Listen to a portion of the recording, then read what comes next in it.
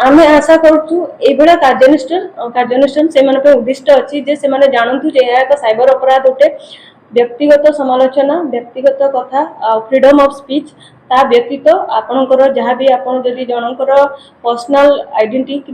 किसी फोटो वगैरह यूज करके आप किसी पोस्ट करूँ अश्लील मंतव्य देउछंती यह व्यक्तिगत स्वाधीनता आपण व्यक्तिगत स्वाधीनता बाद से व्यक्तिर व्यक्तिगत स्वाधीनता को हानि पहुँचाऊँगी तो यह साइबर अपराध डिफेमेशन रे भी जाऊँगी तो से माने से विरत रहे बोली आमर आशा जदि न रहे निश्चित भाव में कार्यानुष्ठान मनोरंजन प्रधान से जड़े 19 वर्ष स्टूडेंट अच्छा यही व्यक्ति जनक जी अच्छा मनोरंजन प्रधान सी आमर ऑनरेबल चीफ मिनिस्टर ओडिशा तांकर विभिन्न फोटो को एआई माध्यम एडिट करी मॉर्फिंग करी से विभिन्न अश्लील मंतव्य आउ बहुत गाली विभिन्न अशुद्ध भाषा व्यवहार करी समालोचना करने संगे संगे से फोटो रे तांकर चरित्र को हानि करबा बोली मंतव्य दउथिले तेनु आमे तांको ए एक्ट रे गिरफ्त करछु। विश्वजीत साहू तांकर इंस्टाग्राम अकाउंट थिला मिस्टर विश्व से दिन अरेस्ट होइतिले 2 दिन तले ये व्यक्ति अकाउंट अछि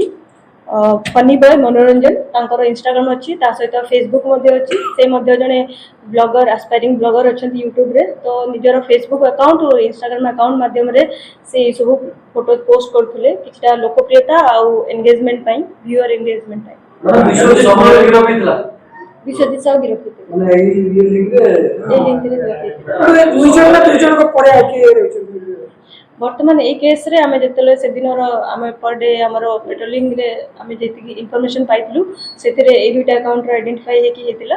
तो तांको परे हमरो जेटा कंटीन्यूअस प्रोसेस गोटे अछि डिजिटली अल्टर्ड एआई किंबा अदर टेक्नोलॉजी यूज करी मॉर्फिंग करी फोटो यूज करबा एक साइबर अपराध अटे तो यही क्रम में साइबर पुलिस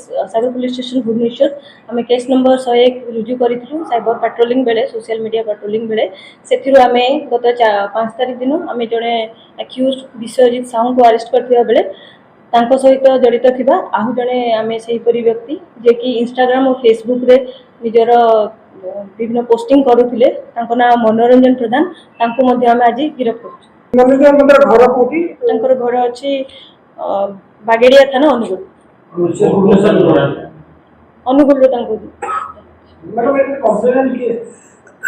एटा हमर सोशल मीडिया टीम हमर सोशल मीडिया इंटेलिजेंस हमर टाइम टू टाइम कंडक्ट हुए सेथिरे हमर केस रुजु करा जायतिला सेही टाइम रे जो इन्फॉर्मेशन मिलितिला सेथुरा हम 2 जन को अरेस्ट